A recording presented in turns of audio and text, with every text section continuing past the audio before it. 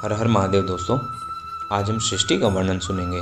तदनंतर नारद जी के पूछने पर ब्रह्मा जी बोले, मुने, हमें पूर्वोक्त आदेश देकर जब महादेव जी वहाँ से अंतर्ध्यान हो गए, तब मैंने उनकी आज्ञा का पालन करने के लिए ध्यान मग्न हो कर्तव्य का विचार करने लगा। उस समय भगवान शंकर को नमस्कार करके श्री हरि से ज्ञान पाकर परमानंद को प्राप्त हो मैंने सृष्टि करने का निश्चय किया। तात भगवान विष्णु भी वहाँ सदाशिव को प्रणाम करके मुझे आवश्यक उपदेश दे तत्काल दृश्य हो गए। वे ब्रह्मांड से बाहर जाकर भगवान शिव की कृपा प्राप्त करके वैकुंठ धाम में जा पहुँचे और सदा वहीं रहने लगे। मैंने सृष्टि की इच्छा से भगवान शिव और विष्णु का स्मरण करके पहले के रचे हुए जल में अपनी अंजलि डालकर जल को ऊपर की ओर उछाला। इसमें वहाँ एक अंड प्रकट किया जो 24 तत्वों का समूह कहा जाता है। विप्रवर वह विराट आकार वाला अंड जड़ रूप ही था। उसमें चेतना न देखकर मुझे बड़ा संशय हुआ और मैं अत्यंत कठोर तप करने लगा। 12 वर्षों तक भगवान विष्णु के चिंतन में लगा रहा। तात वह समय पूर्ण होने पर भगवान श्रीहरि स्वयं प्रकट हुए और बड़े प्रेम से मेरे अंगों को स्पर्श करते हुए मुझसे प्रसन्नतापूर्वक बोले। श्री विष्णु ने कहा, ब्राह्मण, तुम वर मांगो, मैं प्रसन्न हूँ। मुझे तुम्हारे लिए कुछ भी अदेय नहीं है। भगवान शिव की कृपा से मैं सब कुछ देने में समर्थ हूँ। ब्रह्मा बोले, महाभाग, आपने जो मुझ पर कृपा की है वह सर्वथा उचित ही है, क्योंकि भगवान शंकर ने मुझे आपके हाथों में सौंप दिया है। विष्णु, आपको नमस्कार है। आज मैं आपसे जो कुछ मांगता हूँ उसे दीजिए। प्रभु, यह विराट रूप 24 तत्वों से बना हुआ अंड किसी तरह चेतन नहीं हो रहा है, जड़ीभूत दिखाई देता है। अरे, इस समय भगवान शिव की कृपा से आप यहाँ प्रकट हुए हैं, अतः शंकर की सृष्टि शक्ति या विभूति से प्राप्त हुए इस अंड में चेतना लाइए। मेरा ऐसे कहने पर शिव की आज्ञा में तत्पर रहने वाले महाविष्णु ने अनंत रूप का आश्रय ले इस अंड में प्रवेश किया। उस समय उन परम पुरुष के सहस्त्र मस्तक, सहस्त्र नेत्र और सहस्त्र पैर थे। उन्होंने भूमि को सब ओर से घेर कर उस अंड को व्याप्त कर लिया। मेरे द्वारा भली भांति स्तुति की जाने पर श्री विष्णु ने उस अंड में प्रवेश किया। तब वह 24 तत्वों का विकार रूप अंड सचेतन हो गया। पाताल से लेकर सत्यलोक तक की अवधि वाले उस अंड के रूप में वहाँ साक्षात हरि ही विराजने लगे। उस विराट अंड में व्यापक होने से ही वे प्रभु वैराज पुरुष कहलाए। पंचमुख महादेव ने केवल अपने रहने के लिए सुरमय कैलाश नगर का निर्माण किया, जो सब लोकों से ऊपर सुशोभित होता है। देवर्षि, संपूर्ण ब्रह्मांड का नाश हो जाने पर भी वैकुंठ और कैलाश, इन दोनों धामों का यहाँ कभी नाश नहीं होता। मुनिश्रेष्ठ, मैं सत्यलोक का आश्रय लेकर रहता हूँ। तात, महादेव जी की आज्ञा से ही मुझे सृष्टि रचने की इच्छा उत्पन्न हुई है। बेटा, जब मैं सृष्टि की इच्छा से चिंतन करने लगा, उस समय पहले मुझसे अनजाने में ही पापपूर्ण तमोगुणी सृष्टि का प्रादुर्भाव हुआ, जिसे अवधा पंचक कहते हैं। तदनंतर प्रसन्नचित होकर शंभु की आज्ञा से मैं पुनः अनासक्त भाव से सृष्टि का चिंतन करने लगा। उस समय मेरे द्वारा स्थावर संगक वृक्ष आदि की सृष्टि हुई, जिसे मुख्य सर्ग कहते हैं। यह पहला सर्ग है। उसे देखकर तथा वह अपने लिए पुरुषार्थ का साधक नहीं है, यह जानकर सृष्टि की इच्छा वाले मुझ ब्रह्मा से दूसरा सर्ग प्रकट हुआ, जो दुख से भरा हुआ है। उसका नाम है तिर्यक स्त्रोता। वह सर्ग भी पुरुषार्थ का साधक नहीं था। उसे भी पुरुषार्थ साधन की शक्ति से रहित जान जब मैं पुनः सृष्टि का चिंतन करने लगा, तब मुझसे शीघ्र ही तीसरे सात्विक सर्ग का प्रादुर्भाव हुआ, जिसे उधर स्त्रोत्रता कहते हैं। यह देव सर्ग के नाम से विख्यात हुआ। देव सर्ग सत्यवादी तथा अत्यंत सुखदायक है। उसे भी पुरुषार्थ साधन की रुचि एवं अधिकार से रहित मानकर मैंने अन्य सर्ग के लिए अपने स्वामी श्री शिव का चिंतन आरंभ किया। तब भगवान शंकर की आज्ञा से एक रजोगुणी सृष्टि का प्रादुर्भाव हुआ, जिसे अर्वाक स्त्रोता कहा गया है। इस सर्ग के प्राणी मनुष्य हैं, जो पुरुषार्थ साधन के उच्च अधिकारी हैं। तदनंतर महादेव जी की आज्ञा से भूत आदि की सृष्टि हुई। इस प्रकार मैंने 5 तरह की वैकृत सृष्टि का वर्णन किया है। इनके सिवा 3 प्राकृत सर्ग भी कहे गए हैं, जो मुझ ब्रह्मा के सानिध्य से प्रकृति से ही प्रकट हुए हैं। इनमें पहला महत्व का सर्ग है, दूसरा सूक्ष्म भूतों का अर्थात तन मात्राओं का सर्ग है और तीसरा वैकारी सर्ग कहलाता है। इस तरह ये 3 प्राकृत सर्ग हैं। प्राकृत और वैकृत दोनों प्रकार के सर्गों को मिलान से 8 सर्ग होते हैं।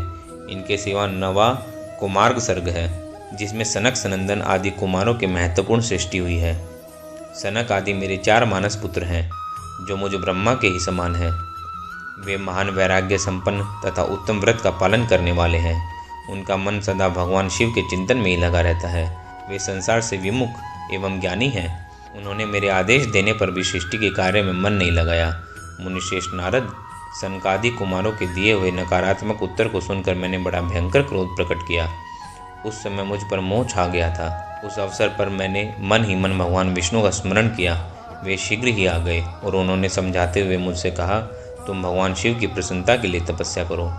मुनिश्रेष्ठ श्रीहरि ने जब मुझे ऐसी शिक्षा दी तब मैं महाघोर एवं उत्कृष्ट तप करने लगा।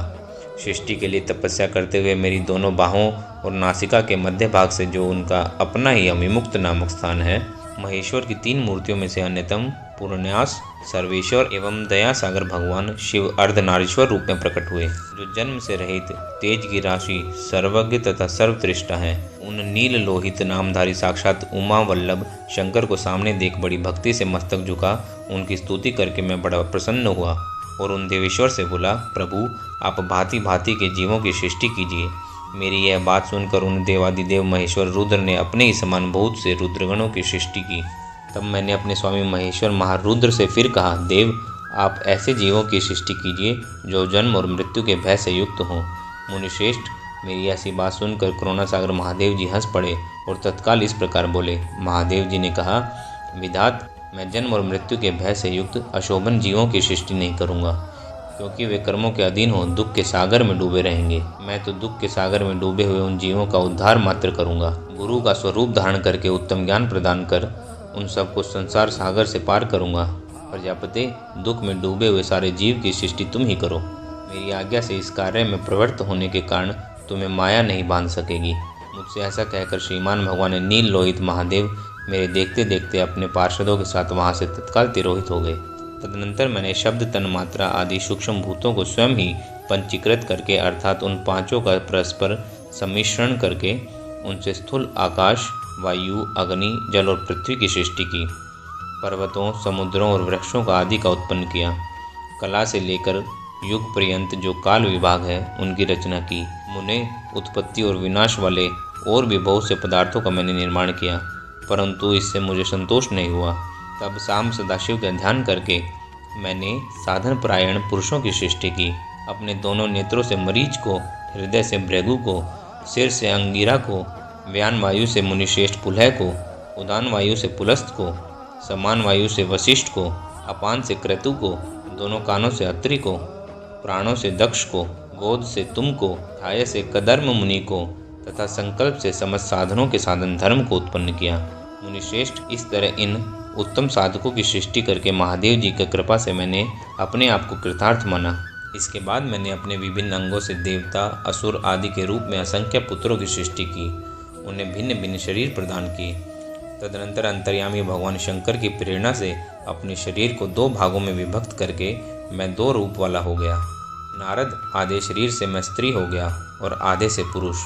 उस पुरुष ने उस स्त्री के गर्भ से सर्व साधन समर्थ उत्तम जोड़े को उत्पन्न किया। उस जोड़े में जो पुरुष था वही मनु के नाम से प्रसिद्ध हुआ। मनु उच्च कोटि के साधक हुए तथा जो स्त्री हुई वह शतरूपा कहलाई। वह योगिनी एवं तपस्विनी हुई। तात मनु ने वैवाहिक विधि से अत्यंत सुंदरी शतरूपा का पानी ग्रहण किया और उससे वे मैथुन जनित सृष्टि उत्पन्न करने लगे। उन्होंने शतरूपा से प्रियव्रत और उत्तानपाद नामक 2 पुत्र और 3 कन्याएं उत्पन्न की। कन्याओं के नाम थे आकुति, देवहूति और प्रसूति। मनु ने आकुति का विवाह प्रजापति रुचि के साथ किया। मझली पुत्री देवहूति कदर्म को ब्याह दी और उत्तानपाद की सबसे छोटी बहन प्रसूति प्रजापति दक्ष को दे दी। रुचि से आकुति के गर्भ से यज्ञ और दक्षिणा नामक स्त्री पुरुष का जोड़ा उत्पन्न हुआ। यज्ञ के दक्षिणा से 12 पुत्र हुए। मुने, कदर्म द्वारा देवहूति के गर्भ से बहुत सी पुत्रियां उत्पन्न हुई। दक्ष के प्रसूति से 24 कन्याएं हुई। उनमें श्रद्धा आदि 13 कन्याओं का विवाह दक्ष ने धर्म के साथ कर दिया। धर्म की उन पत्नियों का नाम सुनो: श्रद्धा, लक्ष्मी, धृति, दृष्टि, पुष्टि, मेधा, क्रिया, बुद्धि, लज्जा, वसु, शांति, सिद्धि और कीर्ति। ये सब 13 हैं।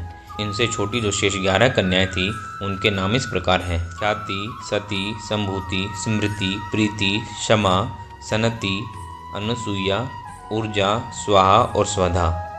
भृगु, शिव, मरीचि, अंगिरा मुनि, पुलत्स्य, पुलह, मुनिश्रेष्ठ क्रतु, अत्रि, वशिष्ठ, अग्नि और पितरों ने क्रमशः इन ख्याति आदि कन्याओं का पानी ग्रहण किया। इस प्रकार अंबिकापति महादेव जी की आज्ञा से अपने पूर्व कर्मों के अनुसार बहुत से प्राणी असंख्य श्रेष्ठ द्विजों के रूप में उत्पन्न हुए। कल्प भेद से दक्ष के 60 कन्याएं बताई गई हैं।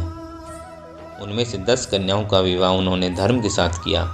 27 कन्याएं चंद्रमा को ब्याह दी और विधि पूर्वक 13 कन्याओं के हाथ दक्ष ने कश्यप के हाथ में दे दिए। उन्होंने 4 कन्याएं श्रेष्ठ रूप वाले अरिष्ट नेमि को ब्याह दी तथा भृगु, अंगिरा और कृष्ण शावक को 2 कन्याएं अर्पित की। इन स्त्रियों से उनके पतियों द्वारा बहुसंख्यक चराचर प्राणियों की उत्पत्ति हुई तथा रुद्रदेव ने त्रिशूल के अग्रभाग पर रखकर जिनकी सदा रक्षा की है, वे ही सती देवी लोकहित कार्य का संपादित करने के लिए दक्ष के यहाँ प्रकट हुई। उन्होंने भक्तों के उद्धार के लिए अनेक लीलाएं की। इस प्रकार देवी शिवा ही सती होकर भगवान शंकर से ब्याही गई, किंतु पिता के यज्ञ में पति का अपमान देखकर उन्होंने अपने शरीर को त्याग दिया और फिर उसे ग्रहण नहीं किया। वे अपने परमपद को प्राप्त हो गई। फिर देवताओं की प्रार्थना से ही वे शिवा पार्वती रूप में प्रकट हुई और बड़ी भारी तपस्या करके पुनः भगवान शिव को उन्होंने प्राप्त कर लिया। मुनीश्वर इस जगत में उनके अनेक नाम प्रसिद्ध हुए। उनके कालिका, चंडिका, भद्रा, चामुंडा, विजया, जया, जयंती, भद्रकाली, दुर्गा, भगवती, कामाख्या, कामदा, अम्बा, मृडानी और सर्वमंगला आदि अनेक नाम हैं जो भोग और मोक्ष देने वाले हैं। ये सभी नाम उनके गुण और कर्मों के अनुसार हैं। मुनि श्रेष्ठ नारद, इस प्रकार मैंने सृष्टि कर्म का तुमसे वर्णन किया है। भगवान शिव को पर ब्रह्म परमात्मा कहा गया है। मैं विष्णु तथा रुद्र, ये 3 देवता गुण भेद से उन्हीं के रूप बतलाए गए हैं। वे मनोरम शिवलोक में शिवा के साथ स्वच्छंद विहार करते हैं। भगवान शिव स्वतंत्र परमात्मा है, निर्गुण और सगुण भी वे ही हैं। हर हर महादेव। दोस्तों, आज की कथा हम यही समाप्त करते हैं।